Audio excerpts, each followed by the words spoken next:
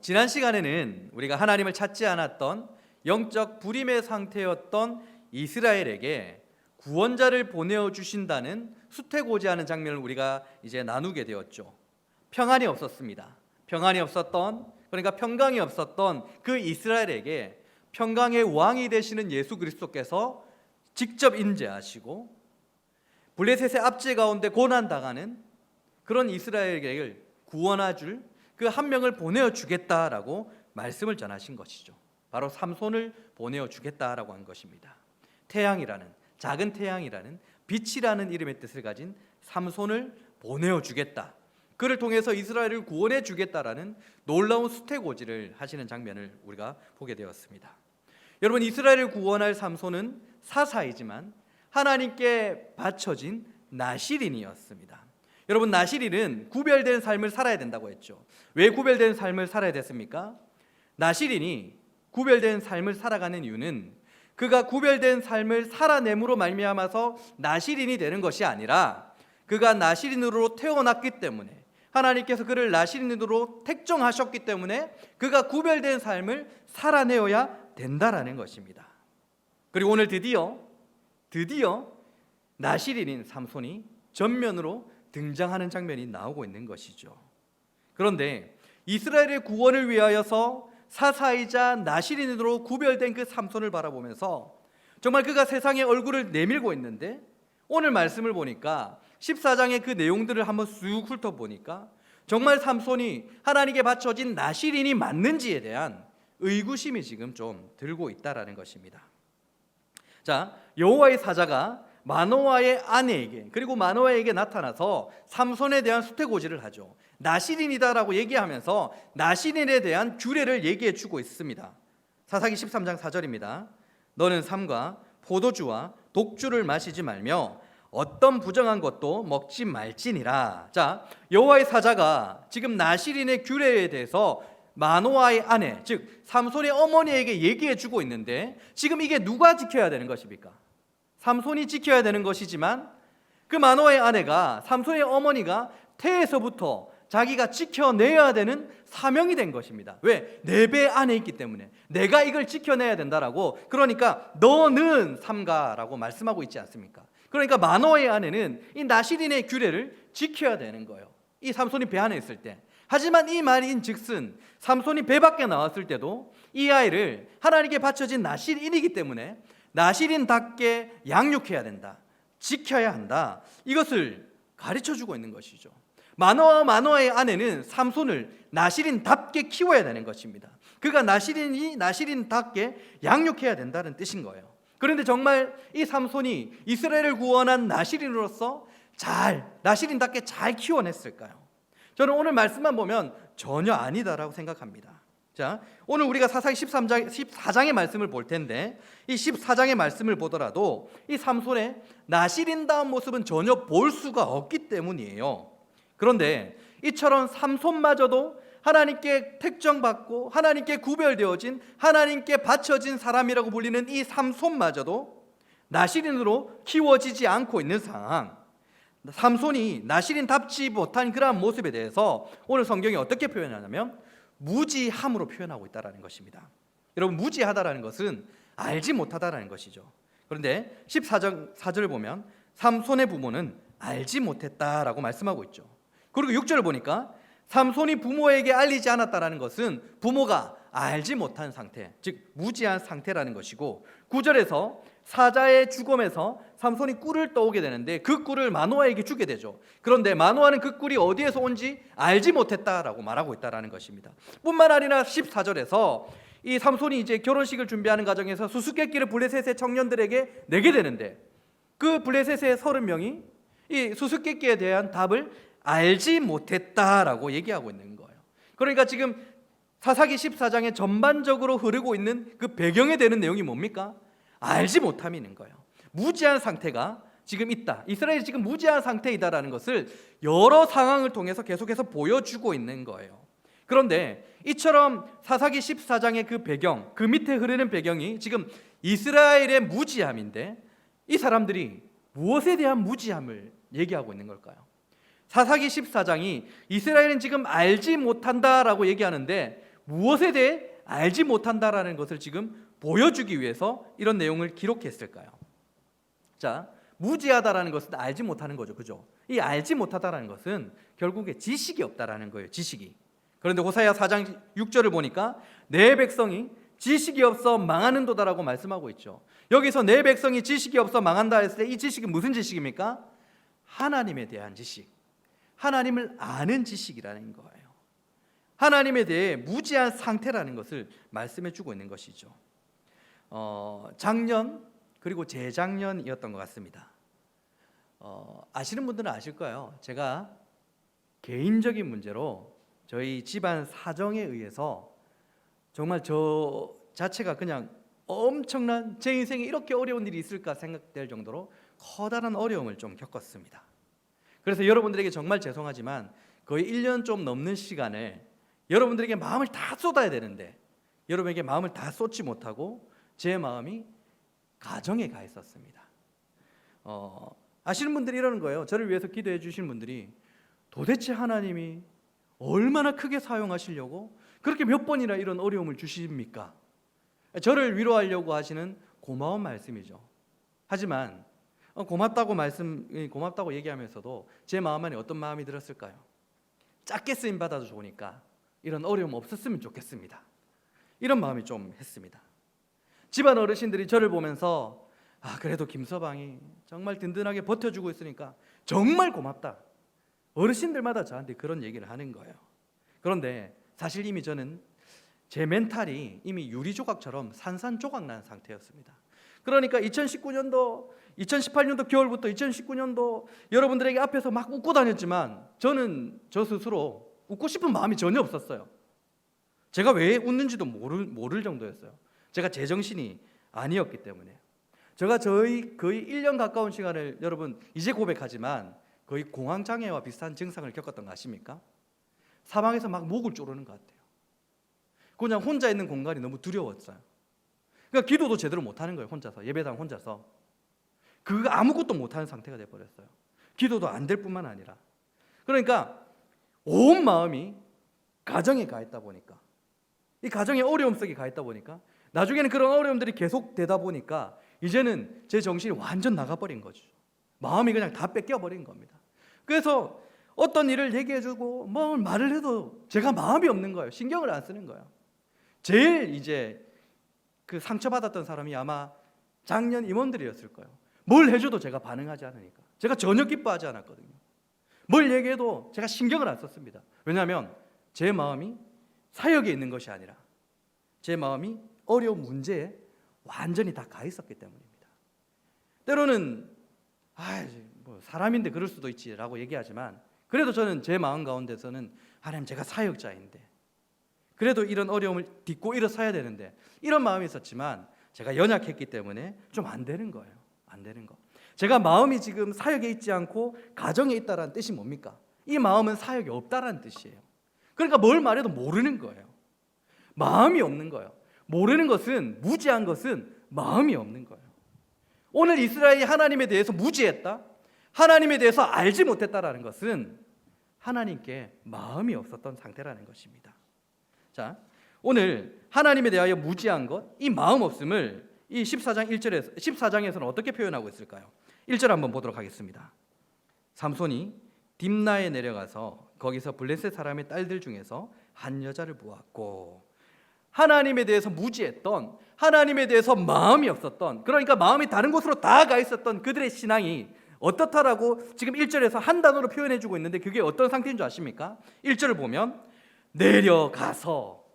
내려가다라는 단어로 얘기해주고 있어요.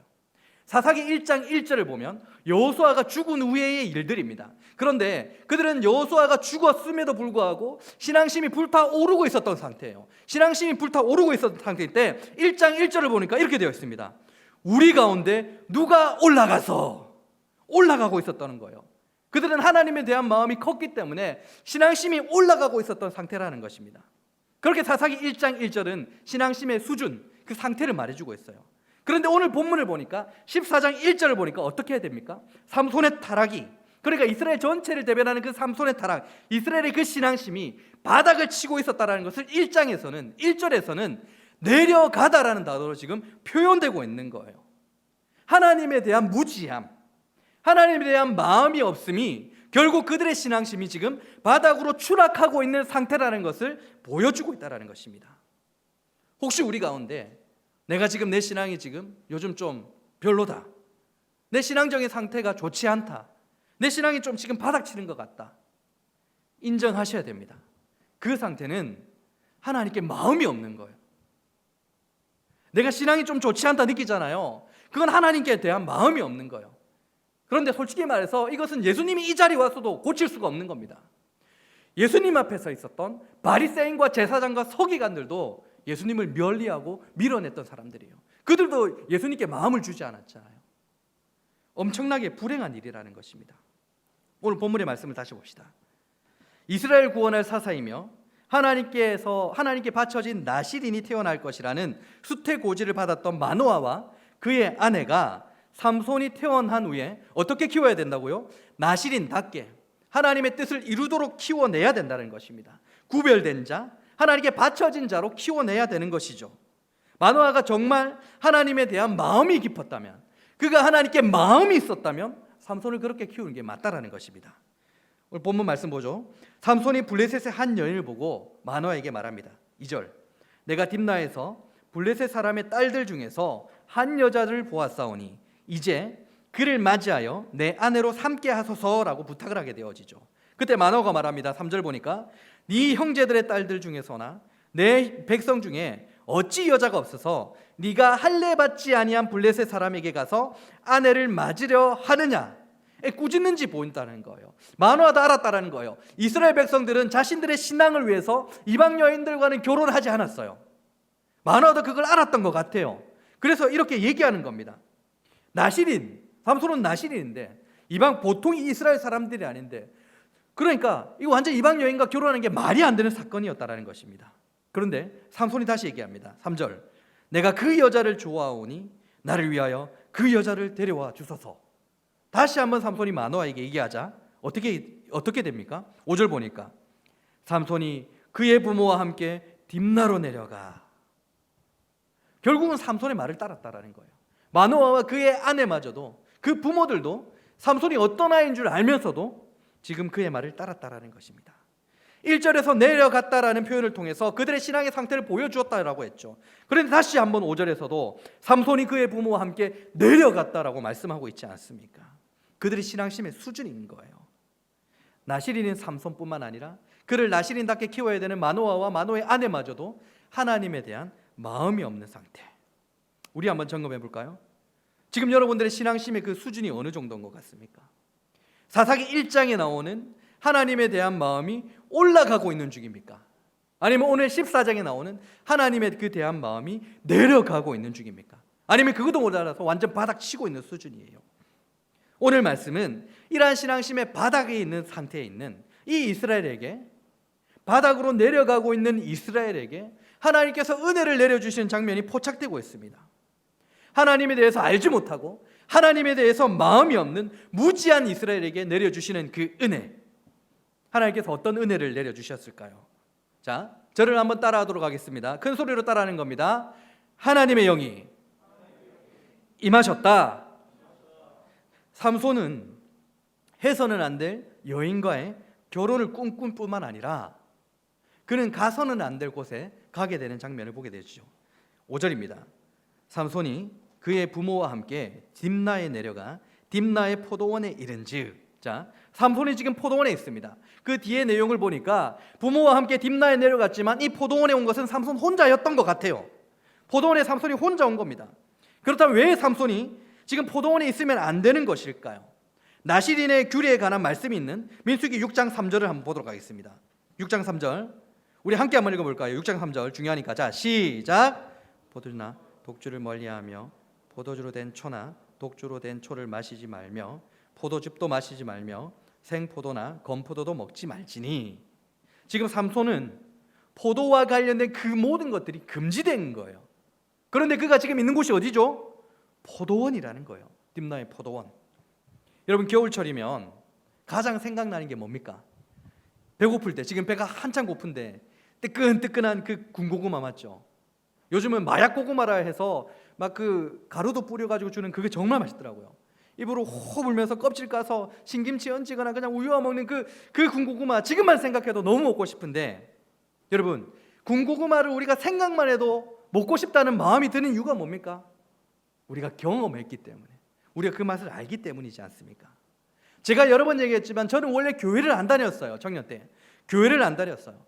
그래서 의도치 않게 교회를 안 다닐 때 얘기입니다, 흡연을 했어요. 저는 담배를 폈습니다. 뭐 그 100주년 기념교회 은퇴하신 이재철 목사님도 마리아나까지 했대요. 그래서 내가 그거 보면서 내가 마리아나까지 했어야 되나? 그래야 크게 사용해 주시려나? 이런 생각이 들었지만, 아무튼 제가 예수님을 믿고 난 이후에 담배를 안 핍니다. 여러분, 저 담배 안 펴요. 저는 금연하고 있습니다. 그런데 제가 담배를 끊은 걸까요? 절대 아니에요. 저는 담배를 끊은 게 아니에요. 끊은 게 아니라 죽을 때까지 참는 거예요. 제가 그 맛을 알거든요. 그 귀찮은 것, 그 분위기를 내가 알거든요.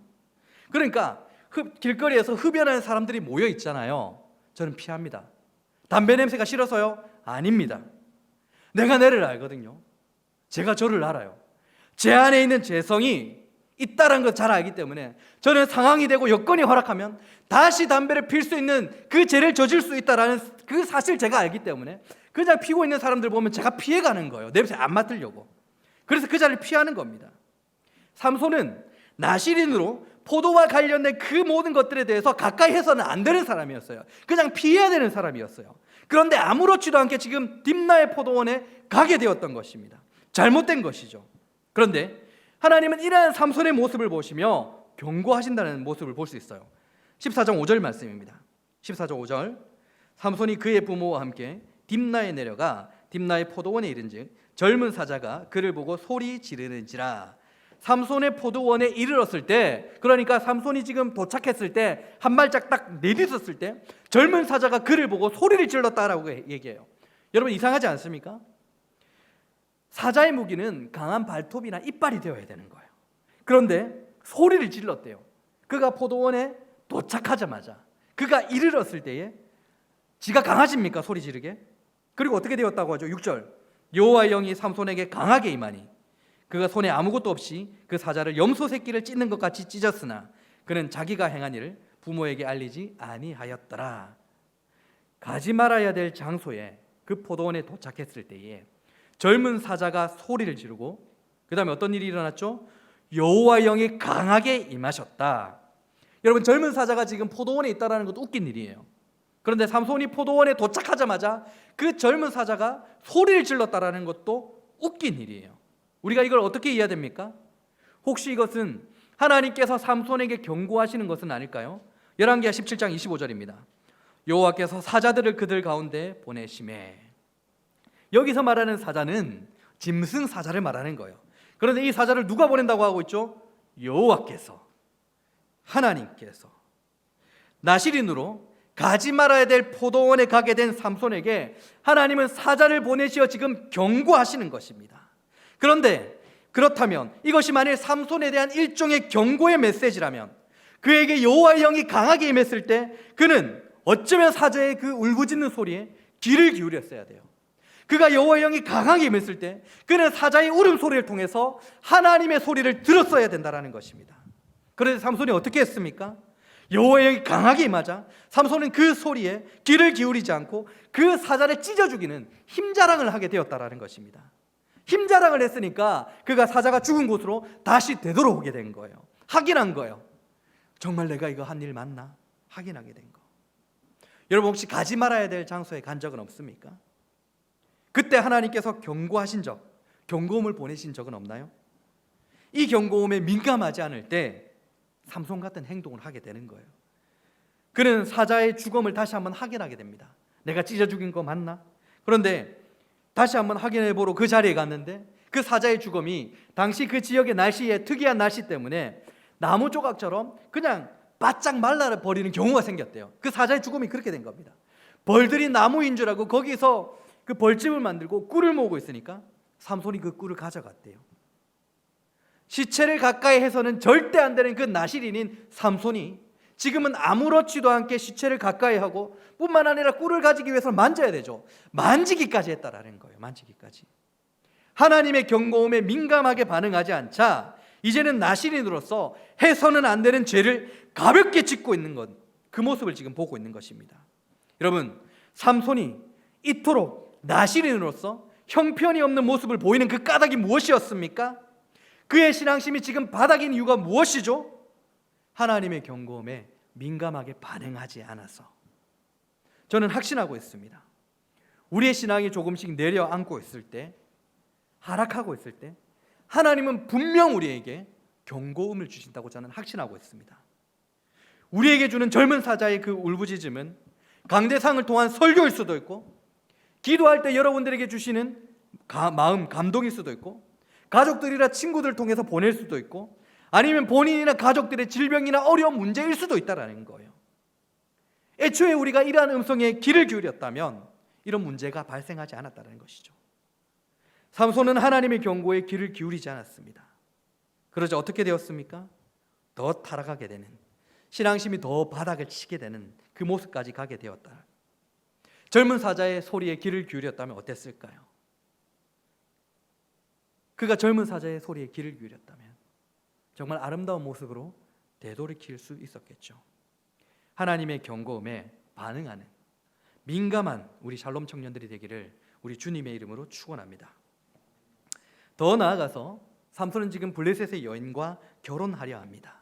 자, 나실인으로서 그냥 이스라엘 백성이면 이건 해서는 안 되는 행동이에요. 그런데 이러한 삼손의 결혼 작전을 통해서도 하나님은 하나님의 일을 하고 계신다라는 것을 우리에게 보여주고 계세요. 하나님께서 어떤 일을 하시려 할까요?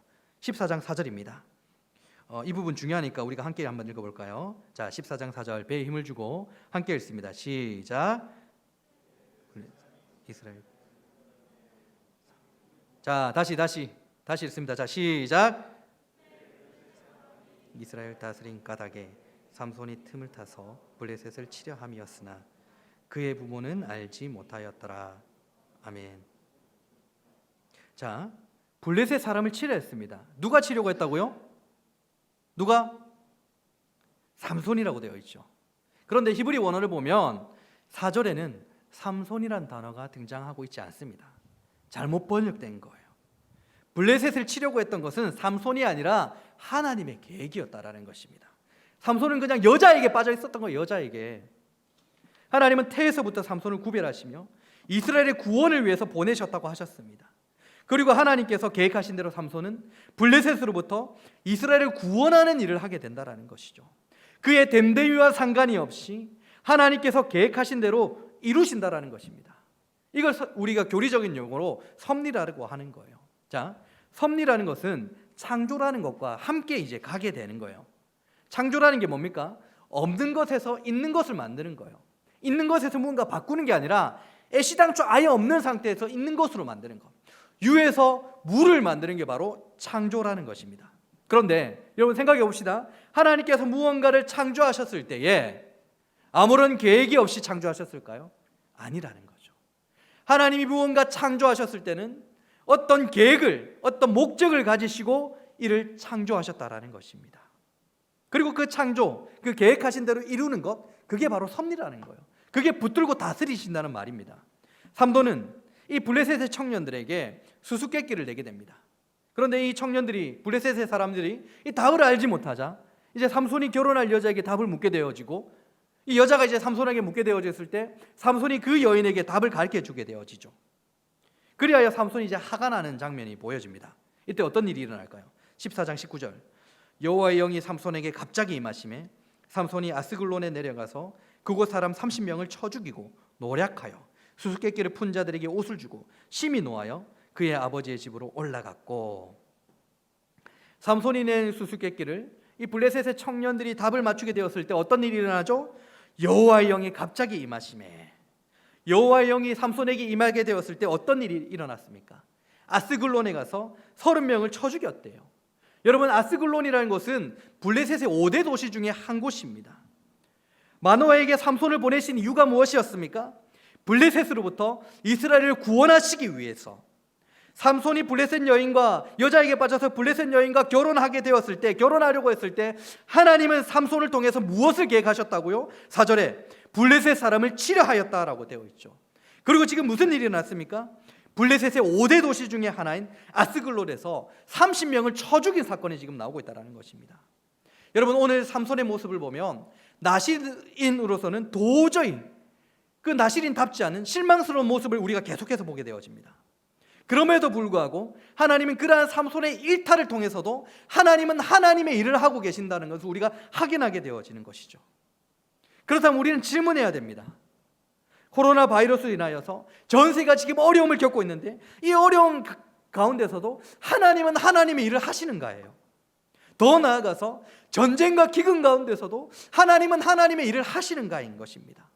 더 나아가서 더 폭넓게 생각하면 우리 삶에 여러 가지 어려운 문제가 생기는데, 우리 삶에 엄청난 고난이 있음에도 불구하고 때로는 내가 삼손처럼 일탈하는 그러한 상황 가운데서도 하나님은 하나님의 일을 하시는가, 이것입니다. 하나님은 하나님의 일을 하십니까? 네, 하십니다. 어떤 상황이라도 하나님은 하나님의 일을 하신다라는 거예요. 시편 103편입니다. 여호와께서 그의 보좌를 하늘에 세우시고 그의 왕권으로 만유를 다스리로다. 하나님은 만유의 모든 것들을 다스리는 분이라고 되어 있죠. 그러면 이 땅에서 일어나는 모든 일들도, 모든 상황들도 하나님의 통치, 하나님의 섭리 가운데 있다라는 거예요. 하나님은 하나님의 일을 하신다라는 것입니다. 칼빈은 기독교 강조에서 이런 말을 합니다. 그러므로 하나님께서 우주를 다스리는 권리를 친히 쥐고 계시기에 우리의 근심과 겸손의 법칙이 그의 최고의 권위에 복종해야 되며, 이제부터 중요합니다. 그의 뜻은 우리에게 의의 유일한 규범이요 모든 일에 대한 정당한 원인이 되어야 할 것이다. 이게 무슨 말이냐면, 우리가 신자로서 하나님의 모든 뜻들을 다 알 수 없지만 지금 일어나고 있는 이 상황에 대해서 우리가 이해할 수 없고 때로는 하나님을 원망하는 상황까지 내몰렸음에도 불구하고 하나님의 모든 것들이 존중되어야 된다는 뜻이에요. 그게 우리의 믿음이 되어야 된다는 것입니다. 우리에게는, 그리고 우리 주변 사방 모든 것이 일어나는 모든 것들이 혼란스럽다 할지라도, 어려움 속에 있다 할지라도 사실상 그것들은 하나님의 선하신 계획들이며 그 계획을 이루시는 것 안에서는 하나님의 손을 벗어나는 것이 없다라는 것이 우리의 믿음이 되어야 된다라고 지금 가르쳐주고 있는 것입니다. 그러므로 우리가 누릴 수 있는 위로는 나의 됨됨이와 상관이 없이, 나의 형편과 상관이 없이, 나의 못난 모습과 상관이 없이 하나님은 하나님의 능력으로 모든 것을, 우리의 모든 것을 끌어안으시고 권위와 의지로 통치하시고 지혜로 다스리시고 조절하시고 놀라운 뜻을 이루신다라는 거예요. 우리를 향한 하나님의 뜻, 저와 여러분들을 태초에 이 땅에 보내시고 하나님께서 계획하신 그 모든 것들은 우리의 어떠한 모습과 상관없이 하나님께서 이루실 것입니다. 내가 괴로워서 뒹굴들라 하더라도, 남모를 고통에 내가 눈물을 흘리고 있다 하더라도, 내가 죄악의 길에서 정말 허우적거리고 있다 하더라도 하나님은 하나님의 일을 하신다는 거예요. 두 눈이 뽑히면서 정말 노예로서 사람들에게 조롱하시는 그 삼손이 처참한 지경이 되었다 할지라도 하나님은 하나님의 일을 하심으로 이스라엘의 구원을 하셨던 것처럼 말입니다. 그런데요, 지금 중요합니다. 그렇다면 하나님은 하나님의 일을 하시는데 우리는 어떻게 해야 될까요? 하나님은 우리의 어떠함과 상관이 없이 하나님의 일을, 계획하신 그 일들을 모두 이루시는데 우리는 어떻게 해야 됩니까? 여러분 어떻게 할래요? 하나님께서 여러분의 인생 가운데 계획하시고 하나님께서 모든 것을 다 이루십니다. 저와 여러분들은 뭘 해야 되죠? 제 질문이 그거였다고요. 그렇다면 하나님, 좀 뭐 하면 됩니까? 뭘 하면 될까요? 제가 뭘 하면 됩니까? 너무 답답한 거예요. 오늘 본문을 만나고. 그래서 은혜를 구하며 기도하는데 만족, 기쁨, 이런 마음이 들더라고요. 여러분, 삼손은 자기가 기쁜 일을 택했습니다. 그러나 그것은 하나님께서 기뻐하신 모습은 아니었어요. 하나님은 나의 인생을 통해 하나님의 일을 하시는데 그에 대한 내 삶의 모양에 만족하실까? 지금 내 인생을 통해서 하나님은 하나님의 일을 진행해 나가고 계시는데 지금 내 모습을 하나님은 기뻐하실까? 나는 지금 하나님께서 기뻐하시는 모습대로 살아가고 있을까? 이 생각이 들더라고요. 여러분, 삼손이 두 눈이 다 뽑히고 조롱당할 조롱거리가 되었을 때 그의 죽음을 통해서 하나님은 그를 통한 계획을 이루셨습니다. 이스라엘을 구원하셨죠. 계획대로 다 이루신 겁니다. 그런데 하나님께서 두 눈이 다 뽑힌 삼손, 그 조롱거리가 되는 그 삼손을 하나님께서 만족하셨을까요? 그를 기뻐하셨을까요? 신앙의 바닥을 치고 있는 분이 계시다면 어쩌면 그 모습은 세상 사람들이 보기에는 두 눈 다 뽑히고 조롱거리가 된 모습입니다. 하나님이 그 모습 기뻐하실까요?